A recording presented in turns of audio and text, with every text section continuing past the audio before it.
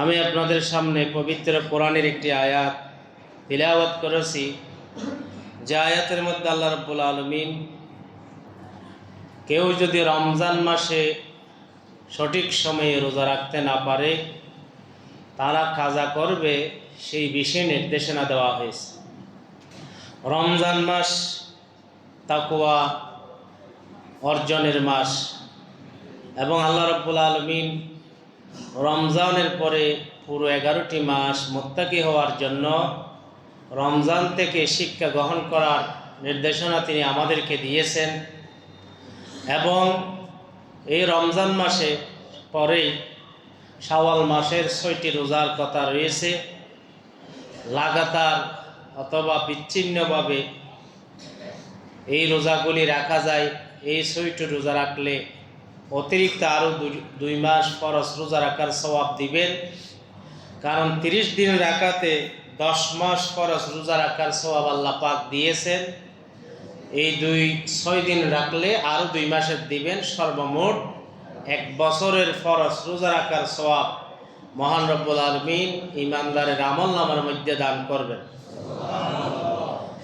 এবং রমজান মাসে যদি কেউ রোজা বাধ্যতামূলক ছেড়ে দেয়, মহিলারা মাসিকের কারণে, তারা 6 রোজার আগে অথবা পরে কাজাগুলি করে নিতে পারবে। উত্তম হলো আগে কাজা রোজা আদায় করা, তারপর 6 রোজা রাখা। তবে সময় না থাকলে আগে 6 রোজাও শেষ করা যায়, পরবর্তী জিলকাদা মাসে কাজা রোজাগুলি আদায় করা যায়। আল্লাহ রাব্বুল আলামিন মহিলাদের মাসিকের কারণে তাদেরকে ফরজ রোজা না রাখার নির্দেশ দিয়েছেন। মহিলাদের মাসিক আসলে নামাজ বর্জন করতে হয়, মহিলাদের মাসিক আসলে রোজা বর্জন করতে হয়। নামাজের কাজা হয় না, কিন্তু রোজার কাজা আদায় করতে হয়। এবং কেউ যদি অসুস্থ হয়, অসুস্থতার কারণেও রোজা বর্জন করতে পারে, বা সফরের কারণেও রোজা বর্জন করতে পারে। কেউ যদি 48 মাইল দূরে সফর করার ইচ্ছা করে, তখন সে রোজা বর্জন করবে, পরবর্তী যখন সুযোগ হবে রেখে দিবে। তবে সফরে যদি কষ্ট না হয় তাহলে রোজা রাখা ভালো। যদি কষ্ট না হয়, কষ্ট হলো রোজা ছেড়ে দেওয়া ভালো। এভাবে আর কষ্ট হলেও কেউ যদি রোজা রেখে ফেলে জায়েজ রয়েছে। এটা সম্পূর্ণ ওই ব্যক্তির, মুসাফিরের ইচ্ছাধীন রাখা হয়েছে। কারণ আল্লাহ রাব্বুল আলামিন সফরের জন্য অসংখ্য ইবাদতে একটু সহজ করে দিয়েছেন। যেমন 4 রাকাত ফরজগুলিকে সফরে 2 রাকাত আদায় করার জন্য বলা হয়েছে, যদি একাকী আদায় করে। যদি কোনো ইমামের পিছনে আদায় করে, তাহলে ইমাম 4 রাকাত পড়লে মুসাফিরও 4 রাকাত পড়বে।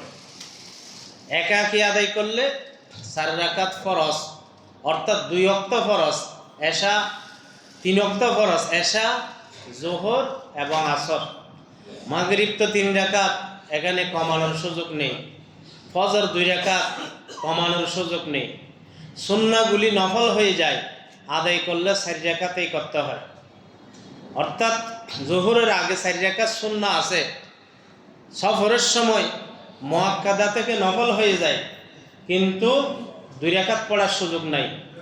আপনি কষ্ট হলে ছেড়ে দিতে পারবেন সফরের সুন্নাহগুলি, কষ্ট না হলে 4 রাকাতই পড়বেন। শুধুমাত্র ফরজে 4 রাকাত নামাজকে 2 রাকাত করার কথা রয়েছে। সেই কারণে হাদিসের মধ্যে রয়েছে, ফরজাল্লাহু আস-সালাত ইনা ফরজাহা রাকাতাইন রাকাতাইন।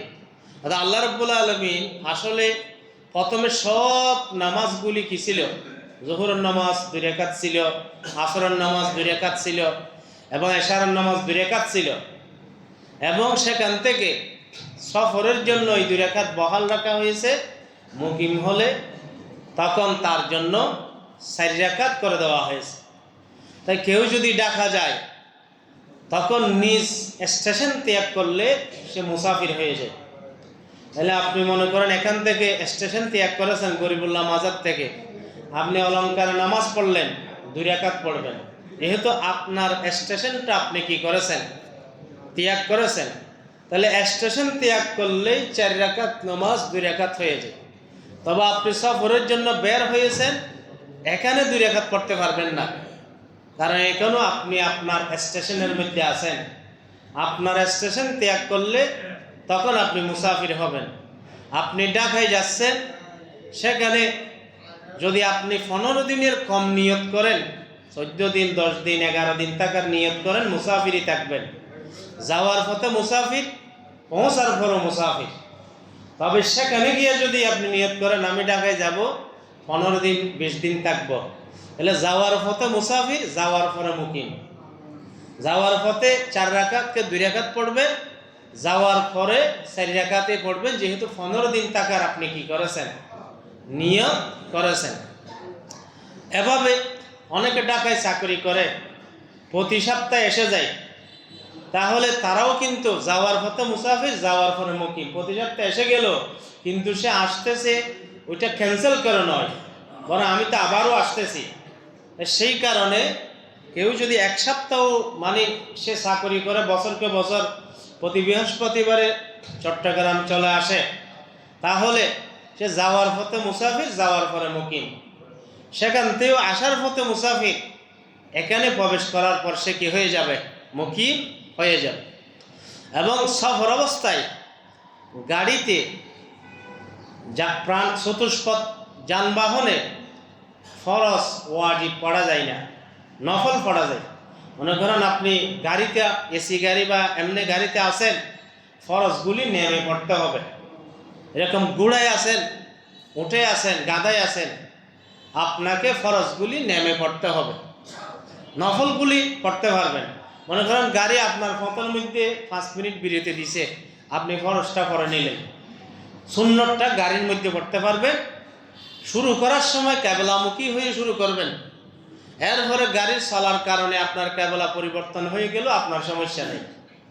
কিন্তু ফরজ নামাজ গাড়িতে পড়া যাবে না, তবে ফরজ নামাজ রেলগাড়িতে পড়া যাবে। কারণ রেলগাড়িতে যেহেতু একদিকেই চলে এবং সেখানে দিক ঠিক থাকে এবং দাঁড়ানোর কোনো ব্যবস্থাও নেই স্টেশন ছাড়া, তাই সেই কারণে ফরজ নামাজ, ওয়াজিব নামাজ, সুন্নত, নফল, মুস্তাহাব রেলগাড়িতে সবগুলি আদায় করতে পারবেন। একই সাথে বিমানেও যেহেতু নামার কোনো বিকল্প ব্যবস্থা নাই, সব নামাজ বিমানেও আপনি আদায় করতে পারবেন। কিন্তু গাড়ির মধ্যে ফরজ ওয়াজিব ছাড়া বাকিগুলি আদায় করতে পারবেন, কারণ গাড়ি যে কোনো জায়গায় থামানোর ব্যবস্থা আছে, রোডে গাড়ে পথে ঘাটে থামানোর ব্যবস্থা আছে। প্রয়োজনে আপনি শুধু ফরজটা পড়ে নেন, ওযু বানিয়ে ফরজটা পড়ে নিলেন। এই কারণে গাড়িতে উঠে, গাদায়, ঘোড়ায় কেউ যদি সওয়ার হয়ে পথ অতিক্রম করে, তাহলে সেখানে ফরজ ওয়াজিব ছাড়া অন্য সমস্ত নামাজ সে কী করতে পারবে, আদায় করতে পারবে। এবং মহিলারা যখন সফর করে তাদের সাথে মাহরম পুরুষ থাকা জরুরি। যদি সে ৭৭ কিলোমিটার দূরত্ব অতিক্রম করে, এর কাছে যদি যায়, তাহলে মাহরমবিহীন সফর তার জন্য জায়েজ।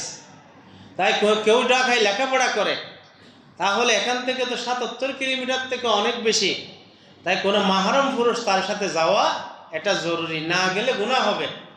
একা গেলেও বা বান্ধবীদের সাথে গেলেও অভিভাবক না থাকে এটা গুনাহের কাজ, এটাই হলো শরিয়া। কিন্তু হ্যাঁ, ৭৭ কিলোমিটারের কম দূরত্ব যদি সে আসা যাওয়া করতে চায়, তাহলে সেখানে মাহরম পুরুষ না গেলেও তার জন্য কি হবে না, গুনাহ হবে না। যেমনিভাবে হজ উমরার জন্য যাওয়াটা, এভাবে মাহরম পুরুষবিহীন জায়েজ নেই। হ্যাঁ, কোনো মহিলা যদি 60 বছর পার হয়ে যায়, তাহলে তার সাথে যদি অন্য একজন মহিলা থাকে, তার অভিভাবক থাকে, তখন যাওয়ার কিছু কি আছে, সুযোগ আছে। যারা বয়স্ক হয়ে গেছে, যাদের বাচ্চা হওয়ার সম্ভাবনা নেই, তাদের জন্য পর্দার ক্ষেত্রে, অন্য ক্ষেত্রে কিছুটা শিথিলতা রয়েছে। তাই সেই কারণে বয়স্ক মহিলাদের জন্য কিছু কি আছে, সুযোগ রয়েছে। যুবতী মহিলারা একা হজ করতে যাওয়া, একা উমরা করতে যাওয়া গুনাহের কাজ। ফরজ হজ করলেও গুনাহ হবে, যদিও ফরজ আদায় হয়ে যাবে, কবুল হওয়া আল্লাহ পাকের উপর নির্ভর। তাই সেই কারণে যেহেতু সে গুনাহের মাধ্যমে ফরজটা কি করেছে, আদায় করেছে। এটা যেমন কেউ চুরি করে সতর ডেকে নামাজ পড়ল, তাহলে একটা গুনাহে লিপ্ত হয়ে সে একটা ফরজ আদায় করলো। এখানে যেমন গুনাহ থেকে সে নামাজ পড়ার জন্য বলি, সে চুরি করতে পারবে না, গুনাহে লিপ্ত হতে পারবে না। তাই সেই কারণে তাদের জন্য একজন অভিভাবক গাইড থাকা, এটা হলো ইসলামের নির্দেশনা। মানুষ সফর করে বিভিন্ন কারণে করে, কতগুলি আছে ইবাদতের সফর, যেমন হজের জন্য সফর করলো, উমরার জন্য সফর করলো, এরকম এটা হলো প্রশংসিত সফর। কিছু সফরের মধ্যে সওয়াব রয়েছে, আবার কিছু সফর আছে যেখানে গুনাহ আছে। কোনো গান বাজানোর জন্য সে সফর করলো, বা কোথাও চুরি ডাকাতি করার জন্য, সন্ত্রাসী করার জন্য সে সফর করলো, এগুলি হলো গুনাহের কাজ। এভাবে আর কিছু সফর আছে যেখানে সওয়াবও নেই গুনাহও নেই, যেমন বাণিজ্যিক সফর। বিদেশে আপনি চাইনা গেলেন, আমেরিকা গেলেন, এভাবে লন্ডন গেলেন, সিঙ্গাপুর গেলেন, এগুলো হলো জায়েজ সফর। বা চিকিৎসার জন্য গেলেন, এখানে গুনাহও নাই সওয়াবও নাই, নিয়ত ভালো হলো সওয়াব আছে যে আমি এই ব্যবসা আমদানি করে দেশের সাধারণ মানুষের চাহিদা কম দামে পূরণ করব। এভাবে নিয়ত ভালো হলে চাইনা গেলেও আপনার কি আছে, সওয়াব আছে। এমনি ভ্রমণের জন্য যদি আপনি যান তাহলে সেটা কি নেই। তাহলে নিয়তের উপর নির্ভর। যে সমস্ত সফর বৈধ কিন্তু ভালো নিয়ত উদ্দেশ্যে যদি আপনি যান, তখন সেই সফরের মধ্যে আল্লাহ রাব্বুল আলামিন আপনাকে সওয়াব দিবেন। কেননা হাদিসের মধ্যে আছে, ক্বালান নবী সাল্লাল্লাহু আলাইহি ওয়াসাল্লাম ইন্নামাল আ'মালু বিন্নিয়াত। আল্লাহর নবী বলেছেন, পৃথিবীর সমস্ত মানুষের কাজের সওয়াব পায় নিয়ত অনুযায়ী। ফামান কানাত হিজরাতুহু ইলাল্লাহি ওয়া রাসূলিহি ফাহিজরাতুহু ইলাল্লাহি ওয়া রাসূলিহি। কেউ যদি আল্লাহর জন্য হিজরত করে, রাসূলের সন্তুষ্টির জন্য কেউ হিজরত করে, ফাহিজরাতুহু ইলাল্লাহি ওয়া রাসূলিহি, আল্লাহর নবী বলেছেন তার হিজরত হবে আল্লাহ এবং রাসূলের জন্য। ওমান কানাত হিজরাতুহু ইলা দুনিয়া আও ইউসিবুহা আও ইমরাতিন ইয়াতাজাওয়াজুহা, কেউ যদি হিজরত করে দুনিয়া অর্জনের জন্য বা কোনো মহিলা বিয়ে করার জন্য, ফাহিজরাতুহু ইলা মা হাজারা ইলাইহি, তার হিজরতটা হবে সেই অনুযায়ী, সেই ইচ্ছা অনুযায়ী। তাই আল্লাহ রাব্বুল আলামিন মানুষের নিয়ত অনুযায়ী সওয়াব দান করেন। যত সফর আছে সব সফরের মধ্যে একটা উত্তম সফর ছিল রাসূলের যুগে হিজরতের সফর। আল্লাহর নবী যখন নবুয়তের 13তম বছরে হিজরত করে মদিনায় চলে গেলেন, মহান রব্বুল আলামিন দিন হেফাজতের জন্য, দিন শিখার জন্য হিজরত ফরজ করে দিয়েছিলেন। যারা মক্কার মধ্যে বিনা উযরে হিজরত করতে পারেনি তাদেরকে মুমিন গণ্য হতো না। বদরের যুদ্ধে সেরকম অনেক গোপন মুমিন কাফিরদের পক্ষে যুদ্ধের বাধ্য হয়ে চলে যেতে হয়েছে, তাদেরকেও হত্যা করতে দ্বিধা করেনি। কারণ হিজরত ইসলামের প্রাথমিক শর্ত ছিল দিন হেফাজতের জন্য। 8 বছর পর যখন মক্কা বিজয় হয়ে গেল, তখন আল্লাহর নবী বলেছেন লা হিজরাতা বাদা ফাতহি মক্কা। মক্কা যখন বিজয় হয়ে গেল, এখন আর হিজরতের দরকার নেই। যে চাও মক্কায় বসবাস করো, আর যে চাই মদিনার মধ্যে বসবাস করো। সুতরাং তোমাদের জন্য এখন পারমিশন দেওয়া হলো। এভাবে পারমিশন দিয়েছে মক্কা মদিনায় থাকার। কিন্তু 8 বছর সাহাবায়ে কেরাম হিজরত করেছে। আল্লাহর নবী যখন মক্কা বিজয়ের জন্য মদিনার দিকে আসতেছেন, তখন সে সময়ে আল্লাহর প্রিয় হাবিব আসার পথে এদিকে আব্বাস রাদিয়াল্লাহু তাআলা আনহু তিনিও মক্কা থেকে বের হয়েছেন মদিনার দিকে হিজরত করার জন্য। পথের মধ্যে নবীর সাথে সাক্ষাৎ হয়ে গেলেন। তখন আল্লাহর নবী বলেন, হে আব্বাস, আর সামনে যেতে হবে না, যেহেতু আমরা মক্কা বিজয়ের জন্য এসেছি। আনতা খাতামুল মুহাজিরিন, তুমি হলেন যত হিজরতকারী আছে সব হিজরতকারীদের মধ্যে শ্রেষ্ঠ, শেষ, এবং অর্থাৎ তুমি সর্বশেষ হিজরতকারী হিসেবে আব্বাস রাদিয়াল্লাহু তাআলা আনহুকে তিনি নির্দেশনা দিয়েছিলেন। এভাবে রাসূল সাল্লাল্লাহু আলাইহি ওয়াসাল্লাম বলেছেন আরও হিজরত আছে, সেটা হলো দাওয়াতের হিজরত।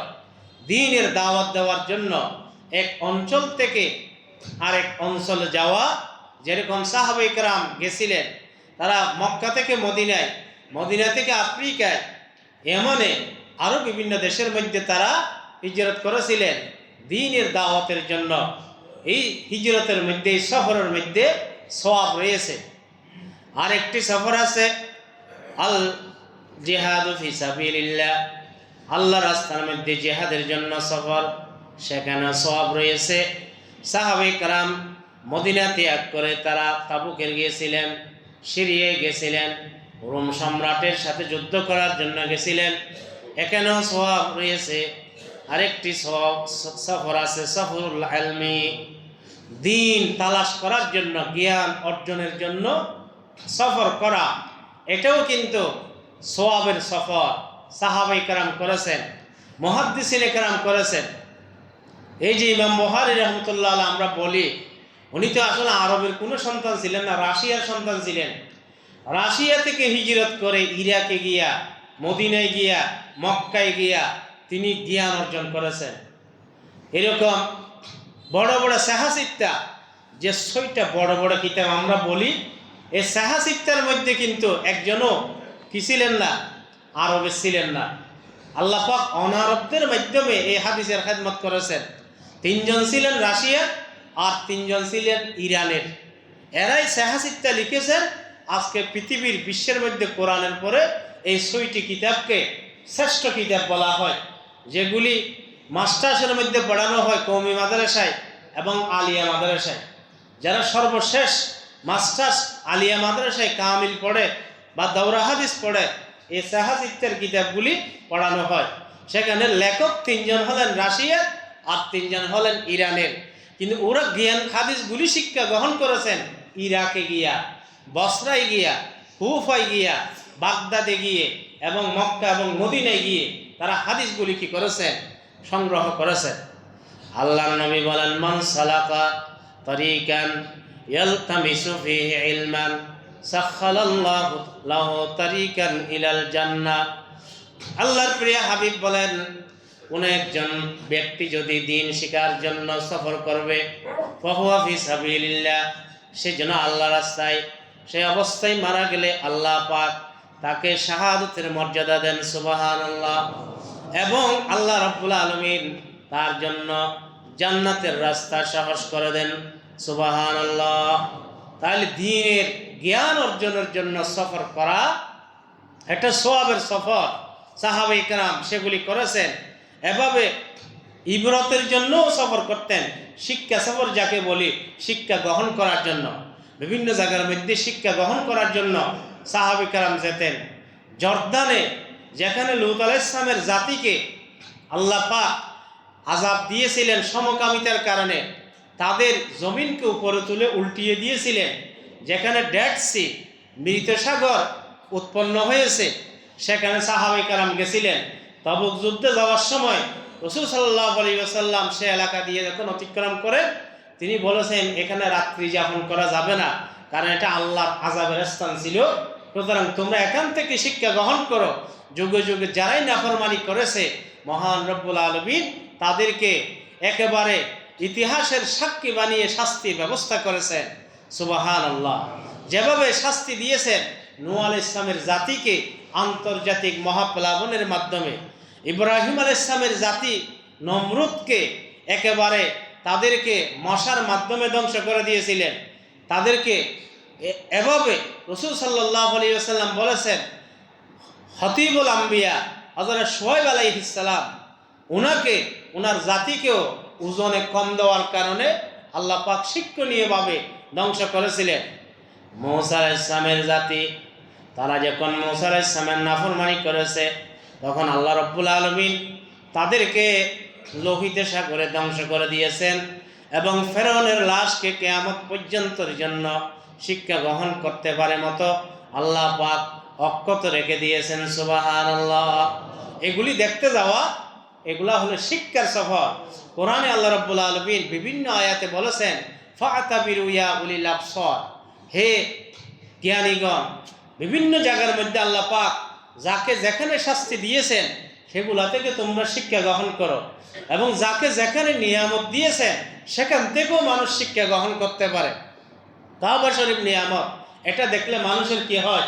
শিক্ষা অর্জন হয়।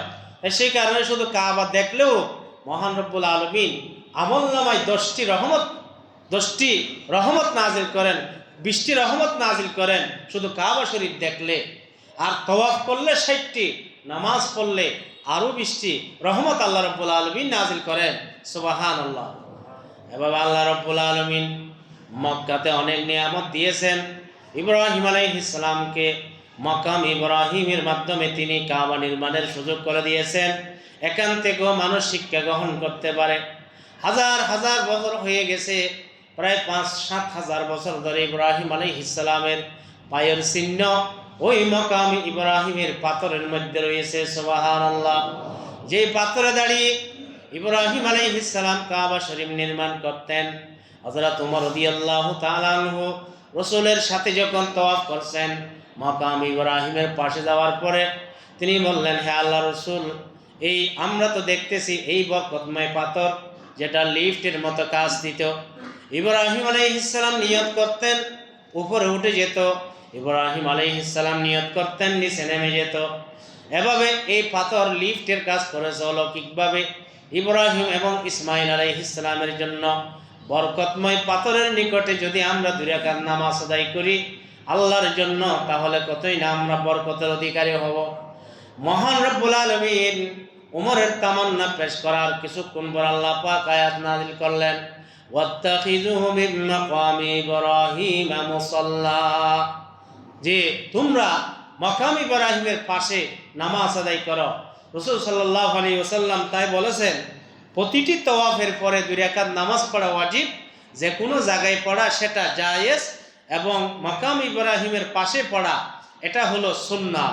তাই বলতে চেয়েছি এভাবে শিক্ষণীয় সফর ইসলামে সওয়াব রয়েছে, এবং যে কোনো সফর, হজের হোক, উমরার হোক, অন্য যে কোনো ব্যবসা বাণিজ্যের হোক, সেখানে কিছু আদব রয়েছে। প্রথম হলো আপনার সফর কি উদ্দেশ্যে করতেছেন সেটা আপনাকে নির্ধারণ করতে হবে, কারণ উদ্দেশ্য শেষ হলে যেন আজে বাজে সময় না কাটিয়ে আপনি ফিরে আসতে পারেন।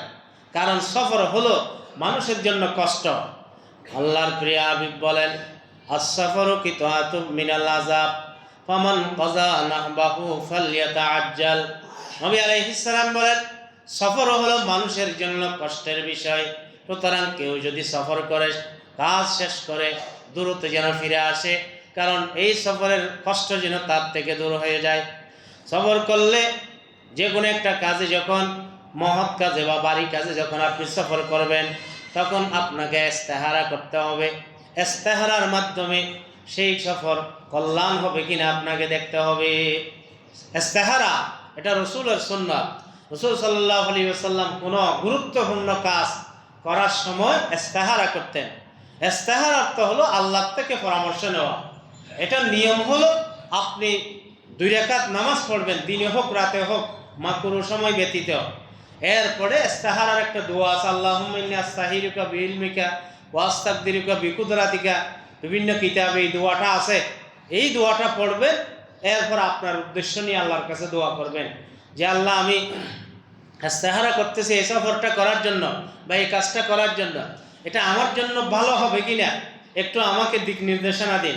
তখন হয়তো আপনি অনেকে রাত্রে ভালো স্বপ্ন দেখে, অথবা স্বপ্ন না দেখলেও আপনার দিল যেদিকে যায় সেদিকে আপনি কি করবেন। সাধারণত বৃহস্পতিবারে যদি ইস্তেহারা করা হয় সেটা বেশি কার্যকরী হয়, কোনো একটা নির্দেশনা পাওয়া যায়। তাহলে এভাবে আপনি ভালোভাবে একটা কি করে নেবেন ইস্তেহারা, অথবা উপস্থিত ইস্তেহারা আছে, হঠাৎ একটা জিনিস ক্রয় করতে হচ্ছে, তাহলে এখানে তো আপনি এভাবে সময় পাবেন না, সেখানে সংক্ষিপ্ত দোয়া পড়তে পারেন, আল্লাহুম্মা খিরিলি ওয়াখতারলি। এই দোয়াটা পড়তে পারেন যে আল্লাহ 2টা বস্তু আমার সামনে আছে, আমি কোনটা নিব, আল্লাহুম্মা খিরিলি ওয়াখতারলি। তাহলে এভাবে উপস্থিত ইস্তেহারা করতে পারেন।